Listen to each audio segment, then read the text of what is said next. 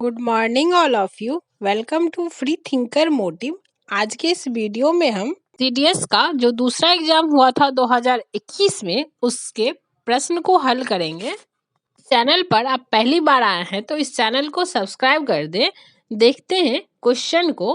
पहला क्वेश्चन है, किसी वस्तु का वास्तविक और आवर्धित प्रतिबिंब प्राप्त करने के लिए वस्तु को उत्तल लेंस के सामने कहाँ रखा जाना चाहिए? ऑप्शन ए है दोगुनी फोकस दूरी पर, ऑप्शन बी है अनंत पर, ऑप्शन सी है मुख्य फोकस और दोगुनी फोकस दूरी के बीच में, ऑप्शन डी है दोगुनी फोकस दूरी से परे। इसका राइट आंसर होगा ऑप्शन सी, मुख्य फोकस और दोगुनी फोकस दूरी के बीच में। हम जानते हैं कि उत्तल लेंस सामान्यतः वास्तविक प्रतिबिंब बनाते हैं।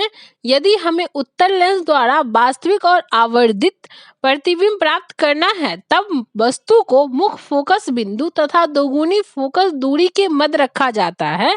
नेक्स्ट क्वेश्चन है, किसी धारावाही दीर्घ परिनालिका के भीतर चुंबकीय क्षेत्र रेखाएं किस आकार में होती है? ऑप्शन ए है दीर्घवृत्त, ऑप्शन बी है बड़वलय, ऑप्शन सी है अति परवलय, ऑप्शन डी है समांतर सीधी रेखाएं। इसका राइट आंसर होगा ऑप्शन डी, समांतर सीधी रेखाएं। परिनालिका एक कुंडली को कहा जाता है जिसकी संरचना स्प्रिंग की भांति बनाए गए तार की भांति होती है, जिसमें से विद्युत धारा प्रभावित करने पर चुंबकीय क्षेत्र निर्मित होता है। किसी धारावाही परिनालिका के भीतर चुंबकीय क्षेत्र रेखाएं समांतर सीधी रेखाओं के रूप में होती है। इस प्रकार धारावाही परिनालिका के भीतर सभी बिंदुओं पर चुंबकीय क्षेत्र समान होता है। नेक्स्ट क्वेश्चन है, जब कोई प्रकाश किरण किसी विरल माध्यम से किसी सघन माध्यम में गमन करती है तो क्या घटित होता है? ऑप्शन ए है यह धीमी हो जाती है और अविलंब से परे झुक जाती है, ऑप्शन बी है यह सीधी हो जाती है और अविलंब की ओर झुक जाती है, ऑप्शन सी है इसकी चाल तेज हो जाती है और अविलंब से परे झुक जाती है, ऑप्शन डी है इसकी चाल तेज हो जाती है और अविलंब की ओर झुक जाती है। इसका राइट आंसर होगा ऑप्शन बी, यह धीमी हो जाती है और अविलंब की ओर झुक जाती है। जब प्रकाश की किरण एक माध्यम से दूसरे माध्यम में प्रवेश करती है तब स्वयं के पथ में विचलित हो जाती है। माध्यम की सघनता या विरलता के कारण प्रकाश किरण का वेग भी परिवर्तित होता है। प्रकाश के लिए इस घटना को प्रकाश का अपवर्तन कहते हैं। जब प्रकाश किरण विरल से सघन माध्यम में प्रवेश करती है तब प्रकाश किरण अविलंब की ओर झुक जाती है तथा प्रकाश किरण का वेग माध्यम की सघनता के कारण कम हो जाता है। जब प्रकाश किरण सघन माध्यम से विरल माध्यम में प्रवेश करती है तब प्रकाश किरण का वेग ज्यादा हो जाता है तथा अविलंब से परे झुक जाता है। नेक्स्ट क्वेश्चन है, एक विद्युत परिपथ में एक सेल 1 अमीटर और L लंबाई की एक निक्रोम तार सम्मिलित है। यदि तार की लंबाई घटाकर आधी कर दी जाती है तो अमीटर का पाठ्यांक क्या होगा? ऑप्शन ए है घटकर आधा हो जाएगा, ऑप्शन बी है दोगुना हो जाएगा, ऑप्शन सी है घटकर 1/3 हो जाएगा, ऑप्शन डी है अपरिवर्तित रहेगा। इसका राइट आंसर होगा ऑप्शन ए, घट जाएगा।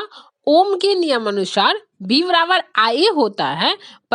परिपथ का प्रतिरोध तार के अनुप्रस्थ काट क्षेत्रफल तथा लंबाई पर निर्भर करता है। प्रश्न में पूछा गया है, जब तार की लंबाई को घटाया जाता है तो या आधा किया जाता है तब प्रतिरोध का मान कम होता है तथा जब धारा का मान दोगुना होगा तो प्रतिरोध का मान बढ़ जाएगा। नेक्स्ट क्वेश्चन है, बालू पर किसी मानव शरीर द्वारा लगने वाले दाब का क्या प्रभाव होता है?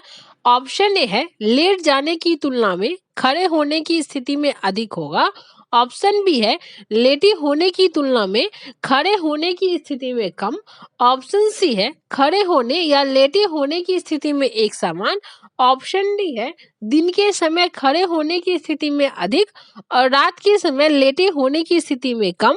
इसका राइट आंसर होगा ऑप्शन ए, लेटे होने की तुलना में खड़े होने की स्थिति में अधिक।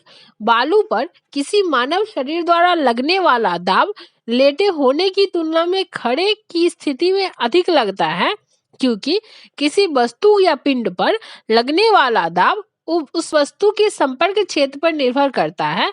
जब हम खड़े होते हैं तो संपर्क क्षेत्र कम होता है, फलस्वरूप दाब का मान बढ़ जाता है। नेक्स्ट क्वेश्चन है, एक खिलाड़ी 100 मीटर व्यास वाले वित्तीय पथ का चक्कर 20 सेकंड में पूरा करता है। क्रमशः 1 मिनट और 10 सेकंड के बाद उसके प्रतिस्थापन कितने होंगे? ऑप्शन ए है 0 मीटर या 50 मीटर, ऑप्शन बी है 300 मीटर 100 मीटर, ऑप्शन सी है 300 मीटर 50 मीटर, ऑप्शन डी है 0 मीटर 100 मीटर। इसका राइट आंसर होगा ऑप्शन डी 0 मीटर 100 मीटर। वित्तीय पथ का व्यास 100 मीटर और त्रिज्या 50 मीटर है तथा खिलाड़ी द्वारा एक चक्कर पूरा करने में लिया गया समय 20 सेकंड है। एक चक्कर में तय की गई दूरी बराबर वृत्ताकार पथ की परिधि होता है, यानी 2 पाई आर बराबर 2 इंटू पाई इंटू 50 हो जाएगा, यानी 100 पाई मीटर हो जाएगा। खिलाड़ी प्रारंभिक बिंदु से बिल्कुल विपरीत बिंदु पर होगा, इसलिए विस्थापन 100 मीटर होगा। नेक्स्ट क्वेश्चन है, सार्वत्रिक सूचक के बारे में निम्नलिखित में से कौन सा कथन सही है? पहला है, यह विभिन्न सूचकों का मिश्रण है। दूसरा है, यह विलयन में हाइड्रोजन आयनों की विभिन्न सांद्रताओं पर विभिन्न रंग दर्शाता है। तीसरा है, यह अनुमापन में दिए गए अम्ल और क्षार की प्रबलता के निर्धारण में सहायता करता है। नीचे दिए कूट का प्रयोग कर सही उत्तर चुनिए। ऑप्शन ए है केवल 1, ऑप्शन बी है 1 और 2, ऑप्शन सी है 2 और 3, ऑप्शन डी है 1, 2 और 3। इसका राइट आंसर होगा ऑप्शन डी 1, 2 और 3। सार्वत्रिक सूचक विभिन्न सूचकों का मिश्रण होता है। यह न केवल अम्ल व क्षार की प्रकृति बताता है, बल्कि विलयन में उनकी प्रबलता के निर्धारण में सहायता भी करता है। यह विलयन में हाइड्रोजन आयनों की विभिन्न सांद्रताओं पर विभिन्न रंग दर्शाता है। नेक्स्ट क्वेश्चन है, निम्नलिखित कार्बन अपरूपों में से कौन से विद्युत क्या सुचालक है? पहला है हीरा, दूसरा है ग्रेफाइट, तीसरा है फ्लोरीन। नीचे दिए गए कूट का प्रयोग कर सही उत्तर चुनिए। ऑप्शन ए है केवल 1, ऑप्शन बी है 1 और 2 दोनों, ऑप्शन सी है केवल 2, ऑप्शन डी है केवल 1 और 3। इसका राइट आंसर होगा ऑप्शन सी केवल 2। ग्रेफाइट ऊष्मा तथा विद्युत का सुचालक होता है, क्योंकि धातुओं की तरह ग्रेफाइट में मुक्त इलेक्ट्रॉन होते हैं। ये इलेक्ट्रॉन ग्रेफाइट की संरचना में घूमने के लिए स्वतंत्र हैं। हीरा और फ्लोरीन विद्युत के सुचालक नहीं होते हैं। नेक्स्ट क्वेश्चन है, भूप्रवृत्ति में कार्बन का अनुमानित प्रतिशत कितना होता है? ऑप्शन ए है 0.045%, ऑप्शन बी है 0.025%, ऑप्शन सी है 0.015%, ऑप्शन डी है 0.05%। इसका राइट आंसर होगा ऑप्शन बी 0.025%। आवर्त सारणी के समूह 14 में कार्बन अधातु एक रासायनिक तत्व है। यद्यपि प्रकृति में व्यापक रूप से वितरित कार्बन विशेष रूप में प्रचुर मात्रा में नहीं होता है। पृथ्वी की तली में कार्बन का अनुमानित प्रतिशत लगभग 0.025% है। नेक्स्ट क्वेश्चन है, जब त्राम वायु में आर्द्र कार्बन डाइऑक्साइड के साथ अभिक्रिया करता है तब वह निम्नलिखित में से किस यौगिक का हरित विलयन बनाता है? ऑप्शन ए है क्यूप्रिक कार्बोनेट, ऑप्शन बी है क्यूप्रस ऑक्साइड, ऑप्शन सी है क्यूप्रिक ऑक्साइड, ऑप्शन डी है कॉपर सल्फेट। इसका राइट आंसर होगा ऑप्शन ए क्यूप्रिक कार्बोनेट। जब त्राम वायु में आर्द्र कार्बन डाइऑक्साइड के साथ अभिक्रिया करता है तब क्यूप्रिक कार्बोनेट CuCO3 का हरित विलयन बनाता है। नेक्स्ट क्वेश्चन है, अतिरिक्त वायु की उपस्थिति में प्रबल तापन द्वारा सल्फाइड अयस्कों के ऑक्साइडों में रूपांतरित करने की प्रक्रिया का नाम क्या है? ऑप्शन ए है निस्तापन, ऑप्शन बी है वर्जन, ऑप्शन सी है प्रगलन, ऑप्शन डी है भस्मीकरण। इसका राइट आंसर होगा ऑप्शन बी वर्जन या रोस्टिंग। एक ऐसी प्रक्रिया है जिसमें अतिरिक्त वायु की उपस्थिति में प्रबल तापन द्वारा सल्फाइड अयस्कों को ऑक्साइडों में रूपांतरित किया जाता है। नेक्स्ट क्वेश्चन है, मिश्र धातु टांका एलाई सोल्डर के संगठक कौन से हैं? ऑप्शन ए है प्लम्बम, और जिंक। ऑप्शन बी है प्लम्बन और स्टेनम। ऑप्शन सी है प्लम्बम और सिलिकॉन। ऑप्शन डी है प्लम्बम और कार्बन मोनोऑक्साइड। इसका राइट आंसर होगा ऑप्शन बी प्लम्बम और स्टेनम। प्लम्बम, लेड और स्टेनम तीन मिश्र धातु टांका एलाई सोल्डर के संगठक होते हैं। एलाई सोल्डर का हिमांक निम्न होता है, जिसकी वजह से इसका उपयोग विद्युत तार बनाने में किया जाता है।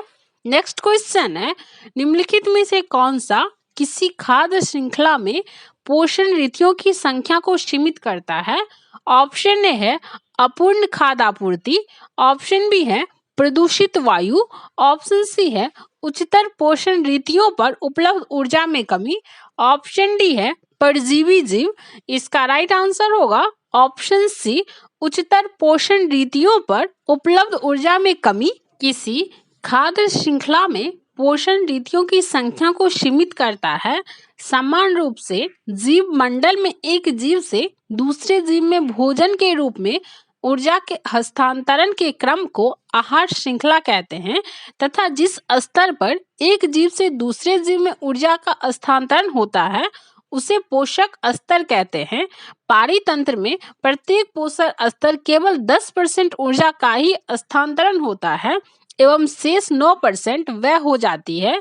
अतः एक खास श्रृंखला में जीवों की संख्या निश्चित 4 से 5 तक ही होती है, क्योंकि लंबी खास श्रृंखला के कारण सर्वोच्च उपभोक्ता को नगण्य ऊर्जा प्राप्त होती है।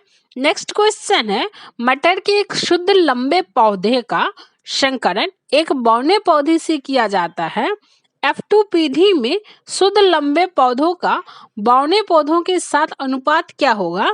ऑप्शन ए है 1:1। ऑप्शन बी है 1:3। ऑप्शन सी है 3:1। ऑप्शन डी है 2:1। इसका राइट आंसर होगा ऑप्शन ए 1:1। F2 पीढ़ी में शुद्ध लंबे पौधों का बौने पौधों के साथ अनुपात 1:1 होगा। F2 पीढ़ी में एक लंबा शुद्ध या समयुग्मिक, 2 लंबे अशुद्ध या विषम युग्मिक तथा एक बौने शुद्ध या समयुग्मिक पादप उत्पन्न होगा, क्योंकि लंबेपन की तुलना में बौनेपन एक अप्रभावी लक्षण है। नेक्स्ट क्वेश्चन है, विभिन्नता के बारे में निम्नलिखित में से कौन सा कथन सही नहीं है? ऑप्शन ए है अलैंगिक जनन में विभिन्नता न्यूनतम है। ऑप्शन बी है किसी जाति में सभी विभिन्नताओं की उत्तरजीविता के समान अवसर होते हैं। ऑप्शन सी है आनुवंशिक संगठन में परिवर्तन के परिणाम स्वरूप विभिन्नता उत्पन्न होती है। ऑप्शन डी है पर्यावरणीय कारकों द्वारा परिवर्तनों का चयन किया जाता है। इसका राइट आंसर होगा ऑप्शन बी किसी जाति में सभी विभिन्नताओं की उत्तरजीविता के समान अवसर होते हैं। उत्परिवर्तन की यादृच्छिक प्रकृति के कारण किसी जाति में सभी विभिन्नताओं की उत्तरजीविता में समान अवसर नहीं होते हैं। प्रकृति केवल अनुकूल विभिन्नताओं को ही प्रेरित करती है। नेक्स्ट क्वेश्चन है, किसी क्षेत्र की वनस्पति के अध्ययन के दौरान प्रायः समष्टि और समुदाय जैसे शब्दों का प्रयोग किया जाता है। निम्नलिखित में से कौन सा कथन किसी समष्टि को सर्वोत्तम रूप से परिभाषित करता है? ऑप्शन ए है एक ही समय पर एक ही क्षेत्र में रहने वाली किसी जाति के जीवों का समूह। ऑप्शन बी है विभिन्न मौसमों में विभिन्न क्षेत्रों में रहने वाली किसी जाति के जीवों का समूह। ऑप्शन सी है जैवीय और अजैव घटकों से बनी कोई इकाई। ऑप्शन डी है एक ही समय पर एक ही क्षेत्र में रहने वाली एकाधिकार जातियों की जीवों का समूह। इसका राइट आंसर होगा ऑप्शन ए एक ही समय पर एक ही क्षेत्र में रहने वाली किसी जाति के जीवों का समूह। समष्टि के अंतर्गत एक ही समय पर किसी क्षेत्र विशेष में पाए जाने वाले अंतः प्रजनन करने वाले जीवों के समूह को सम्मिलित करते हैं। इस स्तर पर एक ही जाति के समस्त जीव आपस में अंतरक्रिया करते हैं। एक क्षेत्र में पाई जाने वाली जीवों की सभी प्रजातियों के समूह एवं उनके बीच अंतःक्रिया के परिणाम स्वरूप समुदाय का निर्माण होता है। इन समुदायों का नामकरण प्रभावी पादप प्रजातियों के आधार पर किया जाता है। जैसे घास भूमि समुदाय, वन समुदाय आदि। नेक्स्ट क्वेश्चन है, मानव शरीर में रक्त का प्रभाव द्विपरिसंचरण प्रक्रिया के माध्यम से होता है। इस संबंध में निम्नलिखित में से कौन सा कथन सही है? ऑप्शन ए है ऑक्सीजनित रक्त फेफड़ों से हृदय के बाएं भाग में पहुंचता है। ऑप्शन बी है हृदय के बाएं भाग के रक्त में ऑक्सीजन की मात्रा कम होती है और उसे हृदय के दाहिने भाग में ले जाया जाता है। ऑप्शन सी है हृदय के बाएं भाग से बी ऑक्सीजनित रक्त ऑक्सीजनीकरण के लिए फेफड़ों में ले जाया जाता है। ऑप्शन डी है हृदय के दाहिने भाग में ऑक्सीजनित रक्त संपूर्ण शरीर में भेजा जाता है। इसका राइट आंसर होगा ऑप्शन बी, हृदय के बाएं भाग के रक्त में ऑक्सीजन की मात्रा कम होती है और इसे हृदय के दाहिने भाग में ले जाया जाता है। ऑक्सीजनित रक्त फेफड़ों से हृदय के बाएं भाग में पल्मोनरी सिरा के द्वारा पहुंचता है। यह एकमात्र ऐसी सिरा है जो मानव शरीर में ऑक्सीजनित रक्त का परिवहन करती है। पल्मोनरी धमनी भी ऑक्सीजनित रक्त को फेफड़े तक गैसीय विनिमय के लिए ले जाती है। बी ऑक्सीजनित रक्त शरीर से वापस हृदय के लिए दाएं भाग में आ जाता है। नेक्स्ट क्वेश्चन है, जीवों के निम्नलिखित समूहों में से किसमें खाद्य पदार्थ शरीर के बाहर विघटित होता है और अवशोषित हो जाता है? ऑप्शन ए है खमीर, छत्रक, ब्रेड, फफूंदी। ऑप्शन बी है छत्रक, अमीबा, हरी पादप। ऑप्शन सी है केसरटा, फीताकृमि, यूका। ऑप्शन डी है पैरामीशियम, अमीबा, केसरटा। इसका राइट आंसर होगा ऑप्शन ए खमीर, छत्रक, ब्रेड, फफूंदी। जीव जैसे खमीर, ईस्ट, छत्रक, मशरूम, ब्रेड, फफूंदी, मोल्ड मृत जीवी कवक होते हैं। इनमें मृत कार्बनिक खाद्य पदार्थ शरीर के बाहर अपघटित होते हैं और सरल पचित पोषक तत्व शरीर में अवशोषित हो जाते हैं। नेक्स्ट क्वेश्चन है, एक ध्वनि तरंग की आवृत्ति 4 किलोग्राम हर्ट्ज और तरंग ध्वज 30 सेंटीमीटर है। यह 2.4 किलोग्राम की दूरी तय करने में कितना समय लेगी? ऑप्शन ए है 2.0 सेकेंड, ऑप्शन बी है 0.6 सेकेंड, ऑप्शन सी है 1.0 सेकेंड, ऑप्शन डी है 8.0 सेकेंड। इसका राइट आंसर होगा ऑप्शन ए 2.0 सेकेंड। नेक्स्ट क्वेश्चन है, एक विद्युत बल्ब एक 110 वोल्ट जनित के साथ जुड़ा हुआ है। विद्युत धारा 0.2 एम्पियर है। बल्ब की शक्ति क्या होगी? इस ऑप्शन ए है 0.22 वाट, ऑप्शन बी है 2.2 वाट, ऑप्शन सी है 22 वाट, ऑप्शन डी है 220 वाट। इसका राइट आंसर होगा ऑप्शन सी 22 वाट। नेक्स्ट क्वेश्चन है, किसी एक पारदर्शी माध्यम से दूसरे पारदर्शी माध्यम में प्रवेश करते समय प्रकाश का अपवर्तन किस कारण से होता है? ऑप्शन ए है माध्यम के तापमान में परिवर्तन के कारण, ऑप्शन बी है प्रकाश के आयात में परिवर्तन के कारण, ऑप्शन सी है प्रकाश की चाल में परिवर्तन के कारण, ऑप्शन डी है प्रकाश के आंतरिक गुणधर्म के कारण। इसका राइट आंसर होगा ऑप्शन सी, प्रकाश की चाल में परिवर्तन के कारण। प्रकाश की किरण जब एक पारदर्शी माध्यम से दूसरे पारदर्शी माध्यम में जाती है तो स्वयं के पथ से विचलित हो जाती है। एक माध्यम से दूसरे माध्यम में जाने पर प्रकाश का वेग या चाल परिवर्तित होता है तथा फलस्वरूप अपवर्तन होता है। नेक्स्ट क्वेश्चन है, एक बस स्टैंड से चलना प्रारंभ कर एक समान त्वरण से चलती हुई 10 मिनट में 20 किलोमीटर प्रति घंटा की चाल से स्पीड से प्राप्त करती है। इसका त्वरण क्या होगा? ऑप्शन है 200 किलोमीटर प्रति घंटा, ऑप्शन बी है 120 किलोमीटर प्रति घंटा, ऑप्शन सी है 100 किलोमीटर प्रति घंटा, ऑप्शन डी है 240 किलोमीटर प्रति घंटा। इसका राइट आंसर होगा ऑप्शन बी 120 किलोमीटर प्रति घंटा।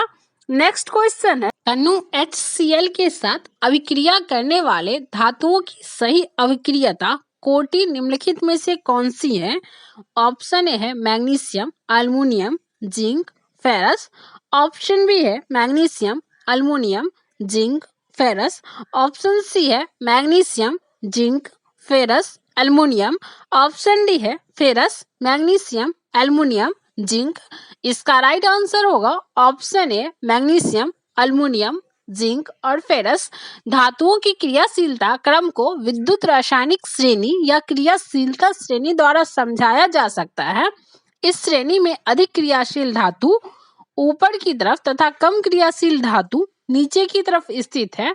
नेक्स्ट क्वेश्चन है, निम्नलिखित में से कौन सा अम्ल बिच्छू बूटी की पत्तियों द्वारा स्रावित होती है जिससे पीड़ादायक जलन होती है? ऑप्शन ए है मेथेनाइक अम्ल, ऑप्शन बी है सिट्रिक अम्ल, ऑप्शन सी है टर्टरिक अम्ल, ऑप्शन डी है एसिटिक अम्ल। इसका राइट आंसर होगा ऑप्शन ए मेथेनाइक अम्ल। मेथेनाइक अम्ल बिच्छू बूटी के पत्तियों द्वारा स्रावित होती है जिससे पीड़ादायक जलन होती है। मेथेनाइक अम्ल एक सरलतम कार्बोक्सिलिक अम्ल है। इसे फॉर्मिक एसिड भी कहा जाता है। HCOOH यह एक प्राकृतिक रूप से विभिन्न स्रोतों में पाया जाता है जैसे जलन, चींटियां, नेटल, पाइन नीडल, श्वेद आदि। नेक्स्ट क्वेश्चन है, निम्नलिखित में से कौन से कथन सही हैं? पहला है सभी क्षारक क्षार है, दूसरा है सभी क्षार जल में घुल जाते हैं, तीसरा है क्षार स्पर्श में साबुन, स्वाद में कड़वे और संक्षारक प्रकृति के होते हैं, कूट है। ऑप्शन ए केवल एक, ऑप्शन बी है 1 और 3, ऑप्शन सी है 2 और 3, ऑप्शन डी है केवल 3। इसका राइट आंसर होगा ऑप्शन सी कथन 2 और 3 जो है वह सही है। क्षारक जो जल में घुलनशील होते हैं क्षार कहलाते हैं, अतः सभी क्षार क्षारक होते हैं परंतु सभी क्षारक क्षार नहीं होते हैं तथा सभी क्षार जल में घुलनशील होते हैं। क्षार स्पर्श में साबुनी, स्वाद में कड़वे तथा संचारक प्रकृति के होते हैं। नेक्स्ट क्वेश्चन है, किसी रक्षक नली शुंकर नली में निम्नलिखित में से कौन सा द्रव मौजूद होता है जिसका उपयोग HCl गैस बनाने में किया जाता है? ऑप्शन ए है कैल्शियम क्लोराइड, ऑप्शन बी है कैल्शियम ब्रोमाइड, ऑप्शन सी है कैल्शियम आयोडाइड, ऑप्शन डी है कैल्शियम फ्लूओराइड। इसका राइट आंसर होगा ऑप्शन ए कैल्शियम क्लोराइड। CaCl2 का उपयोग रक्षक नली में अवशोषक के रूप में किया जाता है। आर्द्रता वाले दिनों में यह वायु में उपस्थित आर्द्रता को अवशोषित करके HCl का निर्माण करता है। CaCl2 पानी से क्रिया कर हाइड्रोक्लोरिक अम्ल बनाता है जो प्रबल अम्लीय प्रकृति का होता है। नेक्स्ट क्वेश्चन है, उर्वरकों का उपयोग फसलों की अधिक पैदावार प्राप्त करने के लिए किया जाता है, तथापि उर्वरकों में सभी पोषक तत्व समानता उपलब्ध नहीं होते हैं। निम्नलिखित में से कौन सा पोषक तत्व समानता उर्वरकों में उपलब्ध नहीं होते हैं? ऑप्शन ए है लौह, ऑप्शन बी है पोटेशियम, ऑप्शन सी है नाइट्रोजन, ऑप्शन डी है फास्फोरस। इसका राइट आंसर होगा ऑप्शन ए लौह। उर्वरकों में लौह तत्व उपलब्ध नहीं होते हैं। उर्वरकों का उपयोग फसलों की अधिक पैदावार प्राप्त करने के लिए किया जाता है। रासायनिक उर्वरक मुख्यतः 3 प्रकार के होते हैं, नाइट्रोजन फॉस्फेट युक्त एवं पोटास उर्वरक। भारत में नाइट्रोजन युक्त 75% होता है एवं फॉस्फेट युक्त 25% उर्वरक पैदा किए जाते हैं। भारत पोटास उर्वरक हेतु आयात पर निर्भर होता है।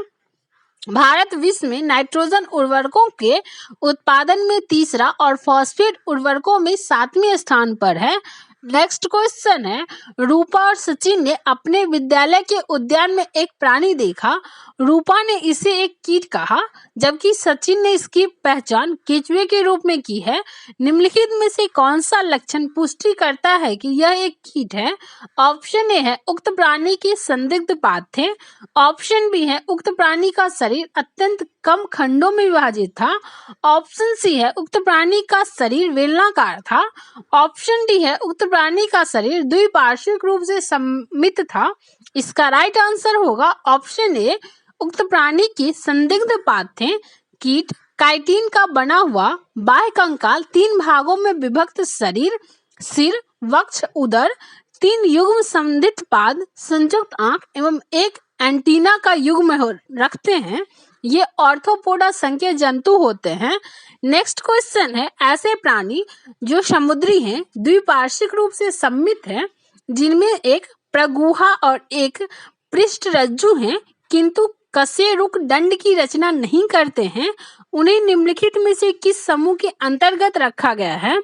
ऑप्शन ए है कॉर्डेटा, ऑप्शन बी है प्रोटोकॉर्डेटा, ऑप्शन सी है कशेरुकी, ऑप्शन डी है मैमेलिया। इसका राइट आंसर होगा ऑप्शन बी प्रोटोकॉर्डेटा। सभी कॉर्डेट्स रज्जुकी में पृष्ठीय भाग में एक पृष्ठ रज्जु पाई जाती है।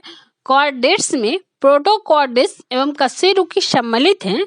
कशेरुकी में पृष्ठ रज्जु कशेरुकी दंड से प्रतिस्थापित हो जाता है, यद्यपि प्रोटोकॉर्डेट्स में कशेरुक दंड उपस्थित नहीं होता है।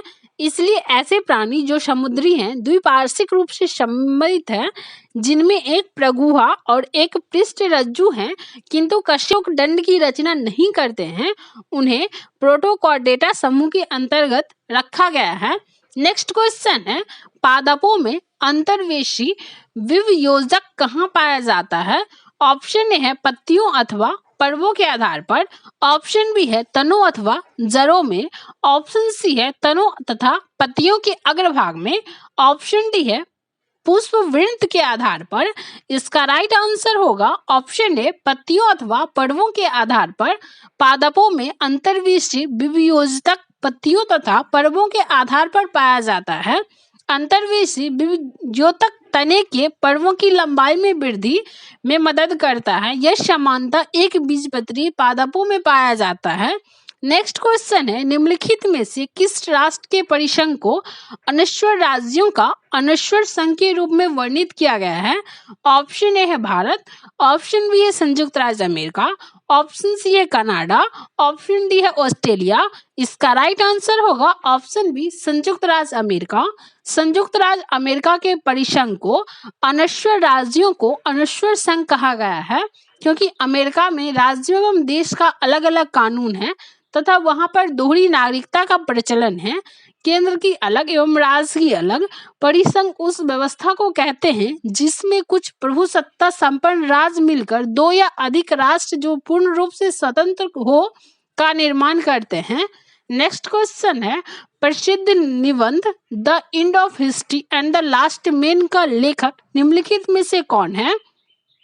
ऑप्शन ए है फ्रांसिस फुकुयामा, ऑप्शन बी है डेनियल बेल, ऑप्शन सी है अब्राहम लिंकन, ऑप्शन डी है एंथोनी गिडेंस। इसका राइट आंसर होगा ऑप्शन ए फ्रांसिस फुकुयामा। प्रसिद्ध निबंध the end of history and the last man का लेखक फ्रांसिस फुकुयामा हैं। ये अमेरिका के नागरिक हैं और राजनीतिक विज्ञान अर्थशास्त्री एवं लेखक हैं। इन्होंने इस पुस्तक का अनावरण वर्ष 1992 में किया था। वर्ष 1987 में इन्होंने the Soviet union and the third world the last 3 decades का प्रकाशन किया था। नेक्स्ट क्वेश्चन है, निम्नलिखित में से कौन सा कथन सही नहीं है? ऑप्शन ए है इलाहाबाद उच्च न्यायालय का एक न्यायपीठ लखनऊ में है, ऑप्शन बी है मध्य प्रदेश उच्च न्यायालय का एक न्यायपीठ ग्वालियर में है, ऑप्शन सी है राजस्थान उच्च न्यायालय जोधपुर में स्थित है, ऑप्शन डी है गुवाहाटी उच्च न्यायालय का कोई न्यायपीठ नहीं है। इसका राइट आंसर होगा ऑप्शन डी जो है वह सही नहीं है। गुवाहाटी उच्च न्यायालय का कोई न्यायपीठ नहीं है। गुवाहाटी उच्च न्यायालय असम राज्य का उच्च न्यायालय है, जिसकी स्थापना 1 मार्च 1948 को की गई थी। इस न्यायालय की न्यायपीठ कोहिमा, आइजोल और ईटानगर में है। इलाहाबाद उच्च न्यायालय की न्यायपीठ लखनऊ में है। यह न्यायालय न्यायाधीशों के आकार के मामले में सबसे बड़ा है। मध्य प्रदेश उच्च न्यायालय की प्रधान पीठ जबलपुर एवं न्यायपीठ ग्वालियर में स्थित है। राजस्थान उच्च न्यायालय जोधपुर में स्थित है। नेक्स्ट क्वेश्चन है, संसद सदस्यों की निहरता के लिए निम्नलिखित में से कौन सी एक शर्त नहीं है? ऑप्शन ए है किसी विदेशी राज्य की नागरिकता स्वेच्छा से अर्जित करना, ऑप्शन बी है राष्ट्रीय महिला आयोग का अध्यक्ष पद धारण करना, ऑप्शन सी है सदस्य सदन में पूर्व अनुमति के बिना मतदान से प्रवृत्त रहता है, ऑप्शन डी है सदस्य राष्ट्रीय कोयला विकास निगम लिमिटेड के निर्देशक मंडल का अध्यक्ष पद धारण करता है। इसका राइट आंसर है ऑप्शन सी सदस्य सदन में पूर्व अनुमति के बिना मतदान से प्रवृत्त रहता है। संसद सदस्यों की अयोग्यताएं, निहरताएं समान के अनुच्छेद 102 के अनुसार निम्नलिखित है। यदि कोई लाभ का पद धारण करता हो, दिवालिया घोषित होने पर पागल हो जाए और उच्च न्यायालय उसकी घोषणा कर दे, या विदेशी राज की नागरिकता ग्रहण करने पर, या अनुच्छेद 102(2) के अनुसार 10वीं अनुसूची के आधार पर दल परिवर्तन करने पर। नेक्स्ट क्वेश्चन है, निम्नलिखित में से किसने राज्य की नीति निर्देशक तत्व को सामाजिक अपवर्जन के लक्ष्यों को आगे बढ़ाने के उद्देश्य के रूप में माना? ऑप्शन ए है B.N. राव, ऑप्शन बी है ग्रैनविल ऑस्टिन, ऑप्शन सी है केसी, ऑप्शन डी है रजनी कोठारी। इसका राइट आंसर होगा ऑप्शन बी, ग्रैनविले ऑस्टिन। ग्रैनविले ऑस्टिन ने राज्य की नीति निर्देशक तत्व को सामाजिक अपवर्जन के लक्ष्यों को आगे बढ़ाने के उद्देश्य के रूप में माना है। इन्होंने निर्देशक तत्व एवं मूल अधिकारों को संविधान की मूल आत्मा कहा है। ग्रैनविले ऑस्टिन भारतीय संविधान के एक अमेरिकी इतिहासकार थे। भारतीय संविधान के बारे में उनके लेखन और योगदान के लिए उन्हें वर्ष 2011 में पद्मश्री से सम्मानित किया गया। इन्होंने the Indian constitution, cornerstone of a nation of working a democratic constitution, the Indian experience आदि पुस्तकें लिखी थी। नेक्स्ट क्वेश्चन है, डी बेंगलुरु से नई दिल्ली की अपनी रेल यात्रा लघुतम मार्ग से करती है। उक्त यात्रा के दौरान वह निम्नलिखित में से किस नदी को पार नहीं करेगी? ऑप्शन है नर्मदा, ऑप्शन बी है यमुना, ऑप्शन सी है गोदावरी, ऑप्शन डी है कृष्णा। इसका राइट आंसर होगा ऑप्शन ए नर्मदा। डी बेंगलुरु से नई दिल्ली की अपनी रेल यात्रा लघुतम मार्ग से करने पर नर्मदा नदी को पार नहीं कर सकता है।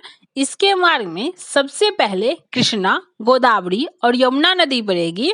नेक्स्ट क्वेश्चन है, निम्नलिखित विशेषताओं के आधार पर राज्य की पहचान कीजिए। पहला है कर्क रेखा इस राज्य से होकर गुजरती है। दूसरा है इस राज्य का उत्तर दक्षिण में अधिकतर है। तीसरा है इस राज्य की बांग्लादेश और म्यांमार के साथ अंतर्राष्ट्रीय सीमा है। कूट है। ऑप्शन ए है त्रिपुरा, ऑप्शन बी है मिजोरम, ऑप्शन सी है नागालैंड, ऑप्शन डी है मणिपुर। इसका राइट आंसर होगा ऑप्शन बी मिजोरम। क्वेश्चन में जो विशेषता दी गई हैं वह विशेषता मिजोरम राज्य से संबंध है। मिजोरम राज्य से कर्क रेखा गुजरती है। यह राज्य उत्तर पूर्व में स्थित है और इससे बांग्लादेश तथा म्यांमार की अंतर्राष्ट्रीय सीमा लगती है। मिजोरम राज्य का सर्वाधिक विस्तार उत्तर से दक्षिण की ओर है। नेक्स्ट क्वेश्चन है, एम एक ऐसा संघराज्य क्षेत्र का भ्रमण करना चाहता है जो 34 डिग्री नॉर्थ और 77 डिग्री ईस्ट पर स्थित है। उसने निम्नलिखित में से किस संघराज्य क्षेत्र की में जाने की योजना बनाई होगी? ऑप्शन ए है अंडमान और निकोबार द्वीप समूह, ऑप्शन बी है लक्षद्वीप, ऑप्शन सी है पुडुचेरी, ऑप्शन डी है लद्दाख। इसका राइट आंसर होगा ऑप्शन डी लद्दाख। लद्दाख एक केंद्र शासित प्रदेश है जिसे भारतीय संघ में 31 अक्टूबर 2019 को एक संघ शासित प्रदेश का दर्जा दिया गया है। इसका विस्तार 34 डिग्री 10 मिनट उत्तर से 77 डिग्री पूर्वी देशांतर तक विस्तारित है। यह भारत के सबसे विरल जनसंख्या वाले भागों में से एक है। यहाँ की मुख्य नदी सिंधु है। केंद्र शासित प्रदेश लद्दाख की राजधानी एवं मिजोरम प्रमुख नगर लेह है, जिसके उत्तर में काराकोरम पर्वत एवं दर्रा है। नेक्स्ट क्वेश्चन है, 2011 की जनगणना के अनुसार भारत की किशोर जनसंख्या आयु वर्ग 10 से 19 वर्ष के संबंध में निम्नलिखित कथनों पर विचार कीजिए। पहला है किशोर जनसंख्या में देश की आधी जनसंख्या सम्मिलित है। दूसरा है यह वर्ग उच्च सामर्थ्य वाली युवा जनसंख्या मानी जाती है। तीसरा है इस वर्ग में स्त्रियों की संख्या पुरुषों से अधिक है। उपयुक्त कथनों में से कौन सा सही है? ऑप्शन ए है केवल एक, ऑप्शन बी है केवल दो, ऑप्शन सी है एक और दो दोनों, ऑप्शन डी है दो और तीन। इसका राइट आंसर होगा ऑप्शन बी केवल दो। 2011 की जनगणना के अनुसार भारत की किशोर जनसंख्या को उच्च सामर्थ्य वाली युवा जनसंख्या माना जाता है। किशोर जनसंख्या भारत की आबादी का लगभग 5वां हिस्सा है। इस वर्ग में पुरुषों की आबादी स्त्रियों की आबादी से अधिक है। जनसंख्या 2011 के अनुसार भारत की कुल जनसंख्या 121 करोड़ है, जिसमें 51.47% पुरुष एवं 48.53% महिलाएं हैं। भारत की कुल जनसंख्या विश्व की कुल जनसंख्या का 17.5% है, जबकि जनसंख्या वृद्धि दर वर्ष 2011 की जनगणना के अनुसार 1.64% हो गई है। नेक्स्ट क्वेश्चन है, एक परिचर्चा में अरुणाचल प्रदेश से एम, असम से जे, मेघालय से एन और नागालैंड से एस यह दावा करते हैं कि 2011 की जनगणना के अनुसार उनके राज्य में जनसंख्या घनत्व सर्वाधिक है। सही दावा करने वाले व्यक्ति की पहचान कीजिए। ऑप्शन ए है एम, ऑप्शन बी है जे, ऑप्शन सी है एन, ऑप्शन डी है एस। इसका राइट आंसर होगा ऑप्शन बी जे। असम का जनसंख्या घनत्व जनगणना 2011 के अनुसार 398 व्यक्ति प्रति वर्ग किलोमीटर है।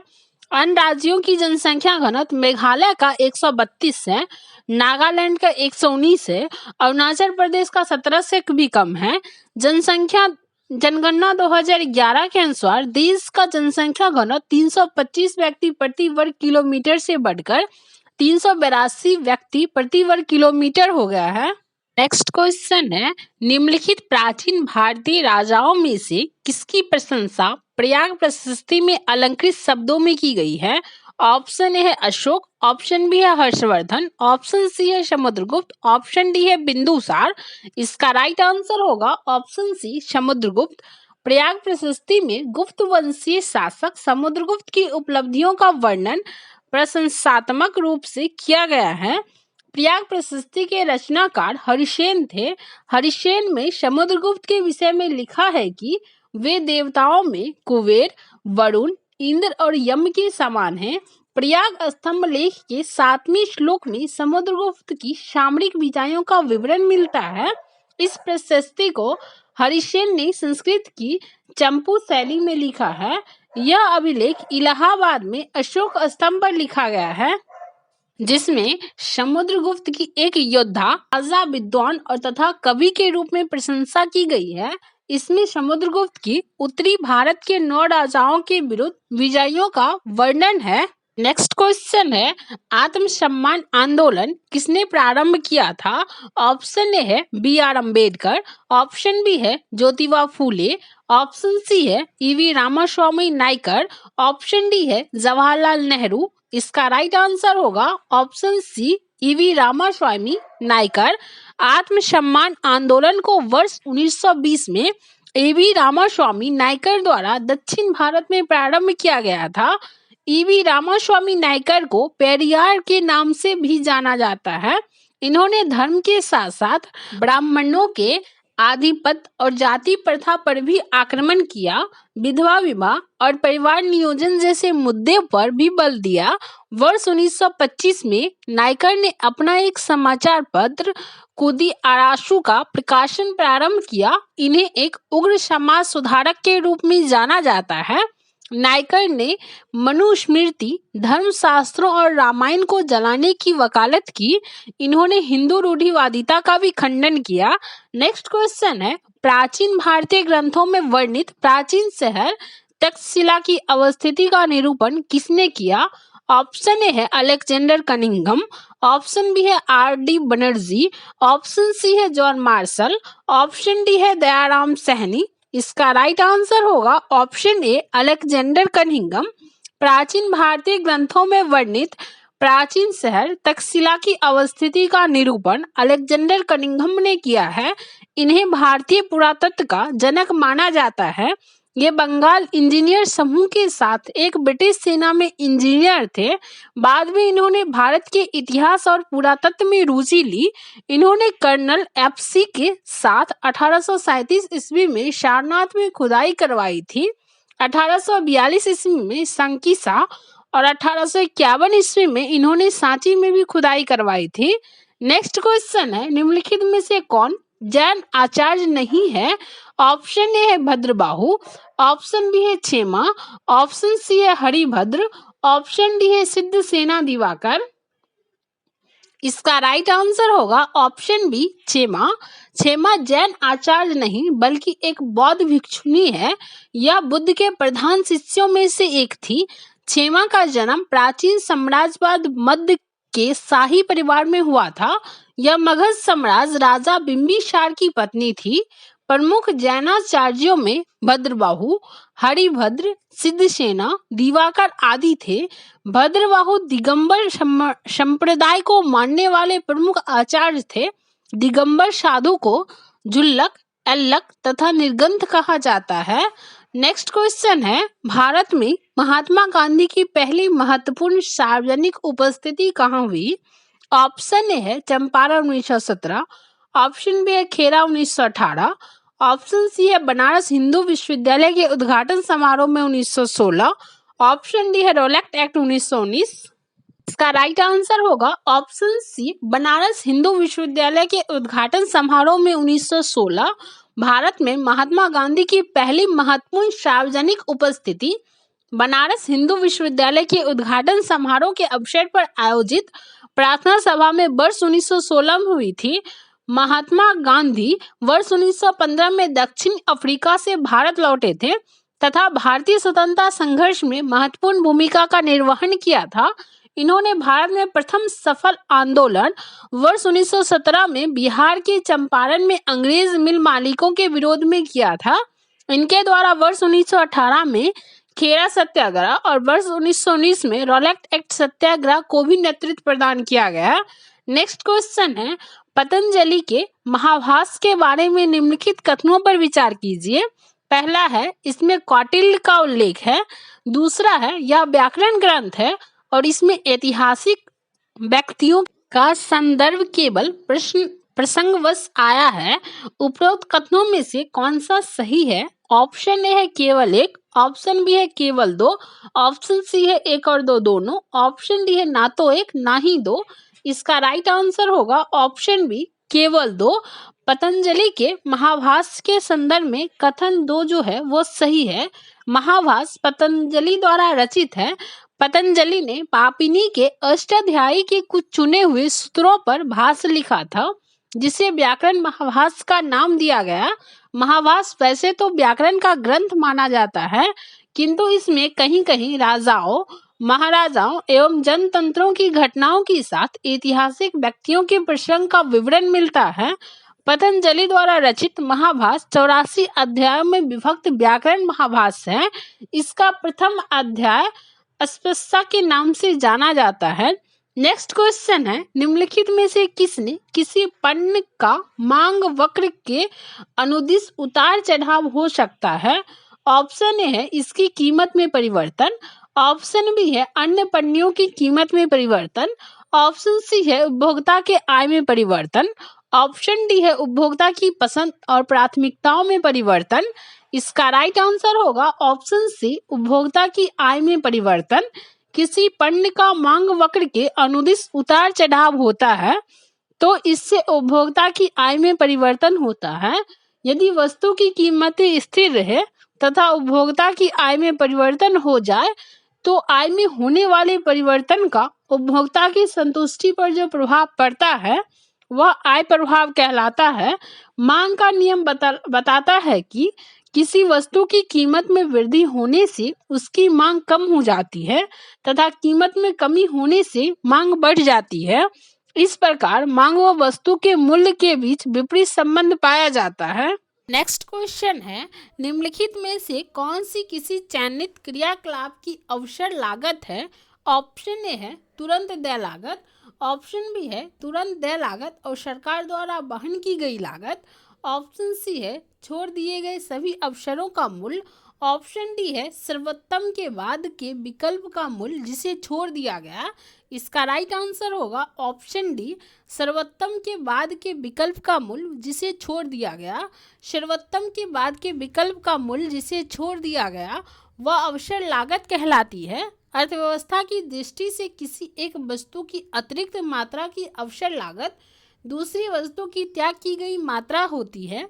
वास्तव में अवसर लागत का विचार साधनों की सीमितता से उत्पन्न चलन की समस्या पर आधारित होती है। नेक्स्ट क्वेश्चन है, निम्नलिखित में से कौन सा कथन वर्ष 2014 से 2019 के दौरान भारत में किए गए सामाजिक क्षेत्र व्यय राज्यों और संघ सरकार दोनों को मिलाकर के संदर्भ में सही है? ऑप्शन ए है शिक्षा पर किया गया व्यय जीडीपी का 5% है। ऑप्शन बी है स्वास्थ्य पर किया गया व्यय सामाजिक व्यय का 4% है।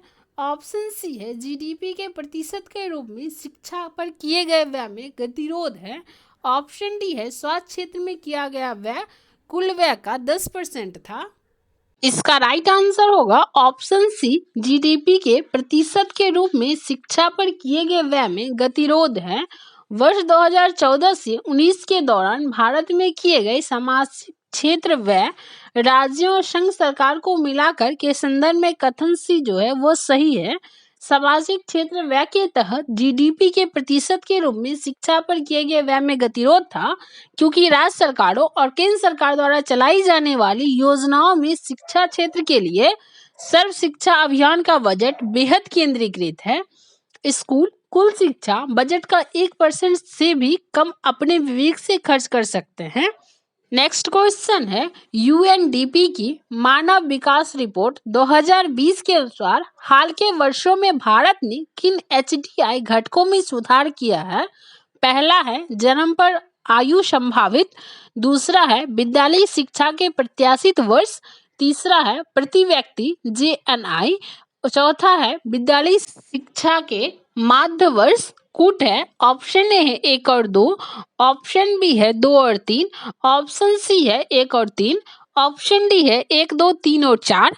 इसका राइट आंसर होगा ऑप्शन डी 1, 2, 3 और 4। संयुक्त राष्ट्र विकास कार्यक्रम यूएनडीपी द्वारा जारी मानव विकास रिपोर्ट 2020 के अनुसार 2019 के लिए मानव विकास सूचकांक में भारत 189 देशों में 131वें स्थान पर है। भारत का वर्ष 2019 के लिए एचडीआई मूल्य 0.645 है, जो देश के मध्यम मानव विकास श्रेणी में रखता है। मानव विकास रिपोर्ट 2020 में भारत ने एचडीआई इंडेक्स जन्म पर आयु संभाविता, विद्यालयी शिक्षा के प्रत्याशित वर्ष, प्रति व्यक्ति जीएनआई और विद्यालयी शिक्षा के मध्य वर्ष में अच्छा प्रदर्शन किया है। मानव विकास सूचकांक में नॉर्वे प्रथम स्थान पर है, उसके बाद आयरलैंड और स्विट्जरलैंड आदि देश हैं। नेक्स्ट क्वेश्चन है, दो पक्षकार ए और बी के बीच किसी शुद्ध शैक्षिक विनिमय के संबंध में निम्नलिखित में से कौन सा सही है? ऑप्शन ए है ए बी का शोषण कर सकता है अथवा इसके विपरीत। ऑप्शन बी है दोनों को लाभ हो सकता है या दोनों के लिए लाभप्रद स्थिति है। ऑप्शन सी है यदि ए को लाभ होता है तो बी को अवश्य हानि होगी। ऑप्शन सी है दोनों को हानि हो सकती है। इसका राइट आंसर होगा ऑप्शन बी, दोनों को लाभ हो सकता है। यह दोनों के लिए लाभप्रद स्थिति है। दो पक्षकार ए और बी के बीच किसी शुद्ध शैक्षिक विनिमय के संबंध में दोनों को लाभ हो सकता है। यह दोनों के लिए लाभप्रद स्थिति है। शैक्षिक विनिमय खरीदारों और विक्रेताओं की स्वतंत्र रूप से और स्वेच्छा से बाजार लेन देन में संलग्न होने का कार्य है। यह नवशास्त्रीय अर्थशास्त्र द्वारा बनाई गई एक मौलिक धारणा है जो समकालीन मुख्य धारा के अर्थशास्त्र का आधार बनती है। नेक्स्ट क्वेश्चन है, राज्य की लोक सेवाओं में न्यायपालिकाओं को कार्यपालिका से पृथक करने के लिए राज्य कदम उठाएगा। यह उपबंध भारत के संविधान के किस भाग में समाविष्ट है? ऑप्शन ए है भाग 4, ऑप्शन बी है भाग 5, ऑप्शन सी है भाग 6, ऑप्शन डी है भाग 7। इसका राइट आंसर होगा ऑप्शन ए भाग 4। राज्य की लोक सेवाओं में न्यायपालिका को कार्यपालिका से पृथक करने के लिए राज्य कदम उठाएगा। इसका वर्णन भारतीय संविधान के भाग 4 राज्य की नीति निर्देशक तत्व के तहत अनुच्छेद 50 में वर्णित है। राज्य की नीति निर्देशक तत्वों का उल्लेख संविधान के भाग 4 के अनुच्छेद 36 से 51 में किया गया है, जिसको वर्ष 1937 में निर्मित आयरलैंड के संविधान से लिया गया है। इसका मुख्य उद्देश्य एक लोक कल्याणकारी समाज की स्थापना करना है। इस लक्ष्य की प्राप्ति हेतु नीति निर्देशक तत्वों के अंतर्गत सामाजिक एवं आर्थिक न्याय को सुनिश्चित किया गया है। नेक्स्ट क्वेश्चन है, निम्नलिखित में से कौन से कथन सही हैं? पहला है, लोकसभा का अध्यक्ष किसी सदस्य को अपनी मातृभाषा में सदन को संबोधित करने की अनुज्ञा दे सकेगा यदि वह हिंदी में या अंग्रेजी में अपनी पर्याप्त अभिव्यक्ति नहीं कर सकता है। दूसरा है, संसदीय समितियों का कार्य हिंदी या अंग्रेजी में संपादित किया जाता है। तीसरा है, संसदीय समितियों के कार्य निर्वाध के रूप में हिंदी या अंग्रेजी में तैयार किए जाते हैं। कूट है, ऑप्शन ए है 1, 2 और 3, ऑप्शन बी है 2, 1 और 2, ऑप्शन सी है 2 और 3, ऑप्शन डी है 1 और 3। इसका राइट आंसर होगा ऑप्शन ए 1, 2 और 3।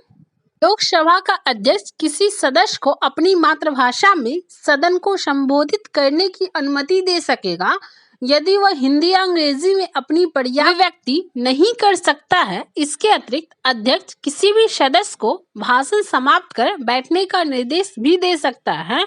इसे फ्लोरिंग सिस्टम कहा जाता है। संसदीय समितियों के सहयोग से संसद अपने वैधानिक उपायों और अन्य मामलों की गहन जांच करती है।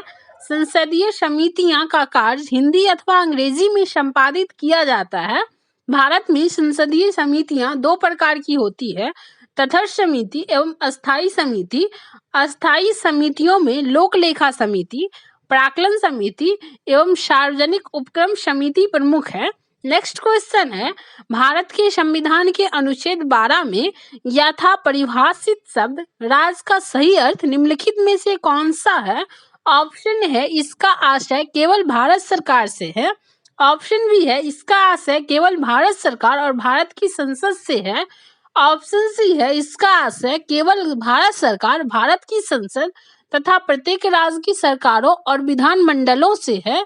ऑप्शन डी है, इसका आशय भारत सरकार, भारत की संसद, प्रत्येक राज्य की सरकारों, विधानमंडलों तथा भारत के राज्य क्षेत्र के भीतर सभी स्थानीय और अन्य प्राधिकारियों से है। इसका राइट आंसर होगा ऑप्शन डी, इसका आशय भारत सरकार, भारत की संसद, प्रत्येक राज्य की सरकारों और विधानमंडलों तथा भारत के राज्य क्षेत्र के भीतर सभी स्थानीय और अन्य प्राधिकारों से है। भारत के संविधान के अनुच्छेद 12 में परिभाषित राज्य शब्द का सही अर्थ भारत सरकार, भारत की संसद, प्रत्येक राज्य की सरकारों और विधानमंडलों तथा भारत के राज्य क्षेत्र के भीतर सभी स्थानीय और अन्य प्राधिकारों से है। राज्य उस संगठित इकाइयों को कहते हैं जो एक शासन के अधीन राज्य संप्रभुता संपन्न हो सकते हैं। इसके अतिरिक्त किसी शासकीय इकाई या उसके किसी प्रभाग को भी राज्य कहते हैं।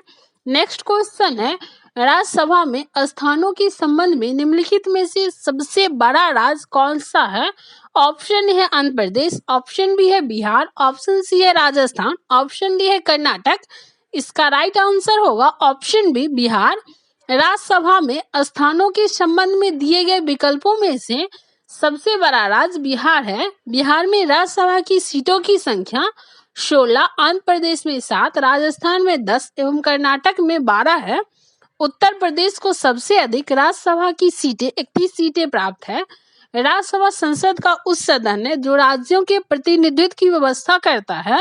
राज्यसभा में सीटों का बंटवारा राज्यों की जनसंख्या के आधार पर हुआ है। नेक्स्ट क्वेश्चन है, भारत के संविधान के किस अनुच्छेद के अंतर्गत पंचायतों में महिलाओं के लिए स्थानों के आरक्षण का उपबंध किया गया है? ऑप्शन ए है अनुच्छेद 243, ऑप्शन बी है अनुच्छेद 243 ग, ऑप्शन सी है अनुच्छेद 243 घ, ऑप्शन डी है अनुच्छेद 243 ड। इसका राइट आंसर होगा ऑप्शन सी, अनुच्छेद 243 घ। भारत की संविधान के अनुच्छेद 243 घ के तहत पंचायतों में महिलाओं के लिए स्थानों के आरक्षण का उपबंध किया गया है। 73वें संविधान संशोधन अधिनियम 1992 के तहत 25 अप्रैल 1993 से पूरे देश में पंचायती राज प्रणाली लागू की हो गई। 11वीं अनुसूची में पंचायतों को कुल 29 विषय प्रदान किए गए हैं, जिसके तहत मुख्य रूप से कृषि, भूमि विकास, पशुपालन, डेयरी, सामाजिक वानिकी, लघु वन उपज आदि विषय समाहित है। अनुच्छेद 243 ख के अनुसार पंचायतों का गठन ग्राम स्तर पर, मध्यवर्ती तथा जिला स्तर का प्रावधान करता है। नेक्स्ट क्वेश्चन है, टोपरा स्थित अशोक स्तंभ में परिवहन का चित्रित वर्णन किसमें मिलता है? ऑप्शन ए है तारीख ए फिरोज शाही, ऑप्शन बी है तारीख ए शाही, ऑप्शन सी है सीरत ए फिरोज शाही, ऑप्शन डी है अकबरनामा। इसका राइट आंसर होगा ऑप्शन सी सीरत ए फिरोज शाही। टोपरा स्थित अशोक स्तंभ के परिवहन का चित्रित वर्णन सीरत ए फिरोज शाही में मिलता है। सीरत ए फिरोज शाही सुल्तान फिरोज शाह तुगलक के शासनकाल में 1327 ईस्वी में लिखी कृति है। कुछ विद्वानों का मानना है कि फिरोज शाह तुगलक के कहने पर किसी अन्य व्यक्ति ने इसे लिखा था। यह पुस्तक फिरोज शाह तुगलक के शासनकाल के पहले 20 वर्षों का एक भरोसेमंद लेखा जोखा देती है। इसमें सुल्तान द्वारा बंगाल के 2 आक्रमणों का विवरण भी मिलता है। नेक्स्ट क्वेश्चन है, निम्नलिखित में से कौन सा वैष्णव परंपरा का मंदिर है? ऑप्शन ए है श्रीरंगनम, ऑप्शन बी है चिदम्बरम, ऑप्शन सी है गंगईकोंड चोलपुरम, ऑप्शन डी है तंजावुर। इसका राइट आंसर होगा ऑप्शन ए श्रीरंगम। श्रीरंगम वैष्णव परंपरा का मंदिर है। यह मंदिर श्री रंगनाथ स्वामी विष्णु को समर्पित है, जहां स्वयं श्री विष्णु भगवान श्री हरि विष्णु शेषनाग सैया पर विराजे हुए हैं। यह द्रविड़ शैली में निर्मित है। यह हिंदुओं का एक प्रमुख तीर्थ यात्रा गंतव्य और भारत की सबसे बड़े मंदिर परिसरों में एक है। यह मंदिर कावेरी और कोलीदम नदियों के मध्य स्थित है। इस मंदिर का गोपुरम विश्व में सबसे बड़ा है और यह तिरुचिरापल्ली तमिलनाडु में स्थित है। नेक्स्ट क्वेश्चन है, जहां आरा द्वारा लिखित शेख मुज्जमुद्दीन चिश्ती की जीवनी किस नाम से जानी जाती है? ऑप्शन ए है मुनीस अल अरवा, ऑप्शन बी है फवायद उल फवाद, ऑप्शन सी है सीरत उल औलिया, ऑप्शन डी है मुरक्का ए देहली। इसका राइट आंसर होगा ऑप्शन ए मुनीस अल अरवा। जहां आरा द्वारा लिखित शेख मुज्जमुद्दीन चिश्ती की जीवनी मुनीस अल अरवा के नाम से जानी जाती है। इसमें जहां आरा ने मुज्जमुद्दीन चिश्ती की दीक्षाओं का वर्णन किया है, इसमें उन्हें उनकी मृत्यु के 4 शताब्दियों के बाद भी आध्यात्मिक रूप में से दीक्षा देने वाला बताया गया है। जहां आरा मुगल सम्राट शाहजहां की बेटी थी। इन्होंने मुल्ला शाह की जीवनी रिसालह ए अबिया नाम से लिखी थी। यह कादरिया सूफी को मनाने वाली प्रमुख महिला थी। नेक्स्ट क्वेश्चन है, निम्नलिखित में से कौन सी राष्ट्रीय आंदोलन में उदारवादी राजनीतिक प्रणाली नहीं है? ऑप्शन ए है विदेशी शासन को उखाड़ फेंकना, ऑप्शन बी है संवैधानिक आंदोलन, ऑप्शन सी है धीमी व्यवस्थित राजनीतिक प्रगति, ऑप्शन डी है जनमत संग्रह। इसका राइट आंसर होगा ऑप्शन ए विदेशी शासन को उखाड़ फेंकना। विदेशी शासन को उखाड़ फेंकना राष्ट्रीय आंदोलन में उदारवादी राजनीतिक प्रणाली नहीं बल्कि उग्रवादी राजनीतिक प्रणाली है। आरंभिक वर्षों में भारतीय राष्ट्रीय कांग्रेस पर उदारवादी कहे जाने वाले नेताओं का वर्चस्व था।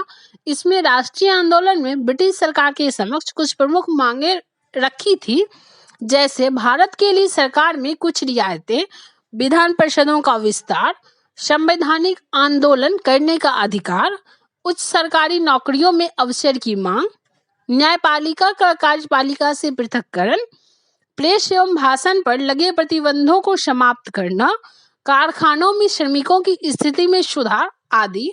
इस वीडियो में बस इतना ही। इस वीडियो में हम CDS 2021 में जो दूसरा एग्जाम हुआ था उसके 60 नंबर क्वेश्चन तक देखे हैं। बचे हुए क्वेश्चन को हम अगली वीडियो में देखेंगे। वीडियो पसंद आए तो लाइक, शेयर एंड सब्सक्राइब करें।